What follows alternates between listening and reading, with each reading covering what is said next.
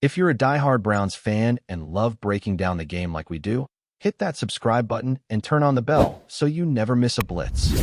The Cleveland Browns may have finally secured their first win of the season this past week, but deep down, even the most loyal Dawg Pound supporters know that this team is still trudging toward a future that is far from certain. For all the grit and fight that the Browns showed in that hard-earned victory, the writing on the wall remains pretty clear. The long-term answer at quarterback is still a mystery, and the 2026 NFL Draft looms like a storm cloud on the horizon. The current season is about more than wins and losses. It's about finding out if either of their rookie signal callers, Dillon Gabriel out of Oregon or SHEDEUR Sanders from Colorado, has the juice to carry this franchise into the next era.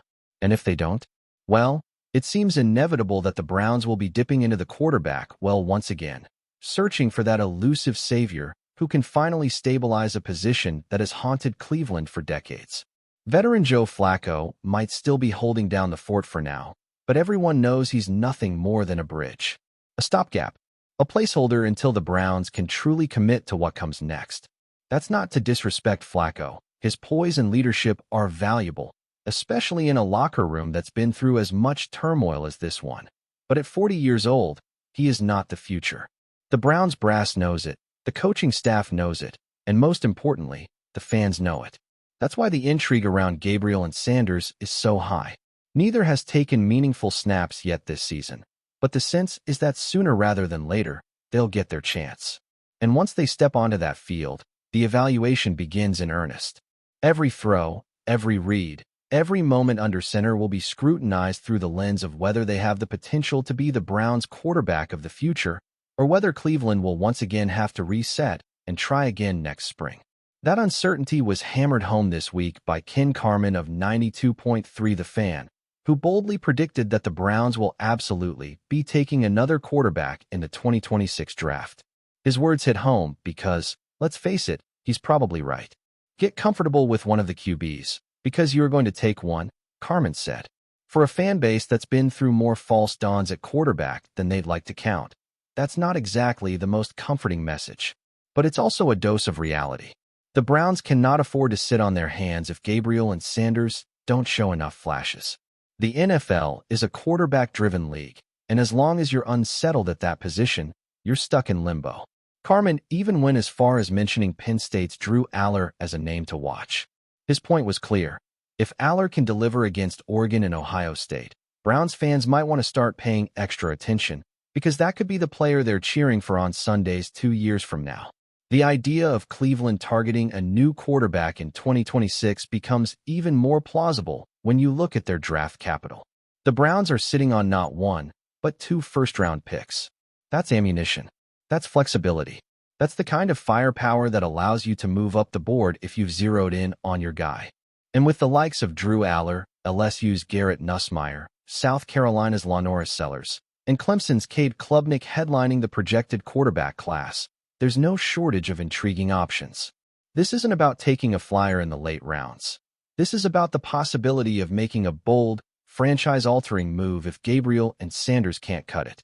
For a franchise that's been starving for stability under center since the days of Bernie Kosar, the temptation will be impossible to resist. Of course, that doesn't mean Gabriel and Sanders are already being written off. Far from it. Both rookies still have the opportunity to make their case, and if anything, the pressure of knowing what's at stake could bring out the best in them. Gabriel, with his quick release and sharp decision-making honed at Oregon, brings a cerebral edge to the position. Sanders, on the other hand, has the athleticism and flair that made him a sensation at Colorado, combined with a pedigree that comes from being the son of Deion Sanders. Both players have attributes you can build around. Both have upside. But this is the NFL, and upside only takes you so far. You have to show it on the field. You have to make the throws when the pocket collapses, command the huddle when the game is on the line, and deliver wins in a league where patience is always in short supply. If they can't, then the Browns won't hesitate to look elsewhere. The looming question, then, is whether the Browns can afford to give either Gabriel or Sanders enough time to truly develop. This is a franchise that has been plagued by impatience in the past, constantly cycling through quarterbacks at a dizzying rate. Fans can rattle off the names like a painful roll call: Couch, Quinn, Whedon, Manziel, Mayfield. Each was supposed to be the answer, and each left town without solving the riddle. Now, Gabriel and Sanders find themselves walking into that same crucible, knowing that their margin for error is razor thin. It's the cruel irony of playing quarterback in Cleveland. You're given the opportunity of a lifetime, but you're also expected to perform at a level that many young players simply aren't ready for. Those who can't deliver are discarded, and the search continues. It's a cycle that has defined this franchise for years. At the same time, there's something almost poetic about the idea of Browns fans already peeking ahead to the 2026 class. Hope is a powerful thing, and in Cleveland, hope often takes the form of the next quarterback on the horizon. Aller's name is already being whispered with intrigue. Nussmeier's arm talent has scouts buzzing. Sellers brings raw athleticism, while Klubnik represents the kind of polished pedigree that evaluators love. Any one of them could be the next big thing, or the next in a long line of quarterbacks who never quite live up to the hype. That's the gamble every NFL team faces. But for the Browns, it feels even more magnified because of their tortured history at the position. What makes this entire storyline so compelling is the human element at play. Gabriel and Sanders aren't just competing for playing time. They're fighting for the right to lead a franchise desperate for stability. They're carrying the weight of a city's expectations on their shoulders, all while knowing that the front office may already be eyeing their replacements. That's the reality of life in the NFL. It's cutthroat, it's unforgiving, and it's brutally honest. If you're not good enough, you're gone. And if you are good enough, you might just become a legend. Somewhere in that razor-thin margin lies the future of the Cleveland Browns. So here we are, only a handful of weeks into the season, already looking ahead to April of 2026. It's both a sobering and strangely hopeful thought. Sobering, because it underscores just how unsettled the Browns are at the most important position in football. Hopeful, because it means that there's still a chance, always a chance, that the next great quarterback is just around the corner. Whether that player is already on the roster in the form of Dillon Gabriel or SHEDEUR Sanders, or whether he's waiting in the college ranks as Drew Aller, Garrett Nussmeier, Lanoris Sellers, or Cade Klubnik, the search continues. And until that search ends, until Cleveland finally lands the quarterback who can turn potential into production and promise into championships, the conversation will never stop. It's the reality Browns fans know all too well. The carousel keeps spinning, the draft looms large, and the dream of finding the guy remains as alive and as elusive as ever. Enjoying the content so far? Smash that like button and drop your take in the comments. We want to hear what you think about the Browns this season. The noise around Cleveland has been growing louder and louder, and this time it has nothing to do with the usual chatter about playoff hopes or roster tweaks. The spotlight is firmly on Myles Garrett, the defensive anchor, the face of the Browns, the superstar who has always carried himself as both a leader and a force of nature on the field. But what happened recently, in a heated exchange involving SHEDEUR Sanders, has shaken the locker room in ways that feel different. It wasn't just a spat in practice. It wasn't just a disagreement between teammates trying to push each other. This felt like an eruption, a moment where frustration boiled over and spilled out into the open, exposing cracks that were already there and leaving everyone wondering what comes next. People close to the situation are already whispering that Garrett's blow-up may be a turning point, not just for the team's chemistry, but for the direction of the entire franchise. To understand why this has become such a story, you have to know the weight Garrett carries. He isn't just another Pro Bowl-caliber player. He's the heart of the defense, the guy who has bailed Cleveland out of countless situations with game-changing sacks and relentless pressure. His presence sets the tone for the entire unit. So when he raises his voice, when he snaps, it means something. And according to people inside the locker room, that's exactly what happened when SHEDEUR, the young quarterback still trying to find his place and assert himself among veterans, clashed with him. Eyewitnesses say it started with what looked like the usual banter, but quickly escalated into sharp words, with Garrett calling out not just effort, but accountability. He wasn't just challenging SHEDEUR. He was demanding better, demanding urgency, demanding that the team stop making excuses and start living up to the expectations that have been set. What makes this blow-up so significant is the timing. The Browns are at a crossroads, with fans divided between optimism about the young offensive talent and frustration about inconsistency. The defense has been asked to shoulder the burden over and over again, and it's no secret that Garrett has been feeling that weight. For years, he has watched the offense sputter, stall, or fail to capitalize on opportunities his defense has created. Now, with SHEDEUR stepping into the spotlight and becoming a central figure in the team's plans, Garrett expected more urgency, more accountability, and more leadership from the offensive side. When he didn't see it, when he felt like the mistakes kept piling up, that's when the explosion happened. And once words like that are said in front of the entire locker room, it becomes more than just a private disagreement. It becomes a statement. The locker room reaction has been mixed, and that's where things get complicated. Some players, especially veterans who have been through the ups and downs with Garrett, reportedly sided with him immediately, nodding in agreement that the offense needs to step up and match the defense's intensity. Others, particularly younger players closer to SHEDEUR, felt like it was unfair to single him out in such a public and heated way. They see SHEDEUR as a guy still learning, still adapting to the speed and complexity of the pro game, and they felt that the criticism crossed the line from tough love into outright disrespect. That's where the fracture begins. You now have a locker room split, even if subtle, between those who think Garrett is just being the leader he's always been and those who think his frustration is starting to undermine the unity they need. Behind closed doors, coaches and front office staff are scrambling to contain the fallout.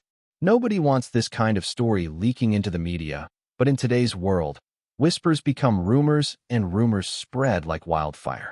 They know how important Garrett is, not just on the field, but as the symbolic cornerstone of the franchise. And they also know how delicate it is to balance that with the development of a young quarterback who has the potential to be the face of the offense for years to come. The challenge is enormous. Keep Garrett motivated and respected, while also protecting SHEDEUR's confidence and growth. But make no mistake, this kind of clash doesn't just go away. It lingers in every meeting, every practice, every snap, until either it is resolved or it explodes again. What makes the situation even more tense is the way fans have already started to pick sides. Social media has been buzzing with heated takes, some praising Garrett for holding his teammates accountable and calling him the real leader of the team, while others criticize him for putting unnecessary pressure on a young quarterback who needs support more than scolding. The fanbase is passionate, emotional, and hungry for success after years of disappointment. So when a story like this surfaces, it becomes a lightning rod. And in a city where football is almost a religion, that kind of division can bleed into the atmosphere on game day. Suddenly, every incomplete pass SHEDEUR throws, every sack Garrett records, feels like part of a bigger narrative, as though the drama is being played out in real time for everyone to see. Inside the building, though, the whispers are even darker. Some are saying that this wasn't just about SHEDEUR. They believe Garrett's frustration has been simmering for months, maybe even years, and this was just the moment it boiled over. They point to repeated promises of offensive improvement that never quite materialized, to coaches insisting that balance was coming but rarely delivering it, to the defense carrying the load far too often. In that light, SHEDEUR wasn't the problem, but rather the symbol of a larger issue. Garrett, by blowing up at him, was essentially blowing up at the system, at the culture, at the repeated failures to match the intensity and production that he demands. And if that's true, then this isn't just a personal conflict. It's a warning shot at the entire organization. The bigger question now is how the Browns will respond. Will they downplay it as just a heated moment between competitors, chalk it up to passion, and move on? Or will they take it seriously, acknowledging that their star defensive player is reaching his limit with the current state of things? Some insiders believe changes could be coming sooner rather than later, not necessarily drastic ones like a trade, but adjustments in leadership, accountability, or even play calling. Garrett's outburst may have been raw emotion, but sometimes raw emotion is what forces people to finally confront uncomfortable truths. And if the Browns don't handle this right, they risk losing more than just games. They risk losing the trust of their cornerstone player, the guy who has defined their identity on defense for years. For SHEDEUR, this is also a defining moment. Every young quarterback faces growing pains, but not every young quarterback has to deal with a public challenge from one of the most respected veterans on the team. How he responds will say a lot about his future. If he takes it in stride, learns from it, and finds a way to earn Garrett's respect, this could actually become a story of growth and resilience. But if he crumbles under the pressure, if the whispers of locker room division become shouts, then the Browns could find themselves in a full-blown crisis. Development is never linear, and leadership isn't just about talent. It's about how you respond when the storm hits. Right now, SHEDEUR is in the middle of that storm. The tension in Cleveland feels palpable, like the kind of energy that can either spark a turnaround or tear a team apart. Myles Garrett has made it clear he's at the limit, that he won't tolerate mediocrity or excuses any longer. His explosion against SHEDEUR may have been shocking, but it was also revealing, peeling back the curtain on frustrations that have been building for far too long. Whether this moment becomes the rallying point for a stronger, more united Browns team, or the beginning of a deeper fracture that derails their season, depends on what happens next. But one thing is certain. When your star player reaches the breaking point, you can't ignore it. Change has to come, and it has to come now. The question is whether Cleveland is ready to make it. Thanks for riding with us on another Browns Blitz. If you liked the video, share it with a fellow fan, hit subscribe, and ring that bell so you're always part of the Dawg Pound conversation. Go Browns!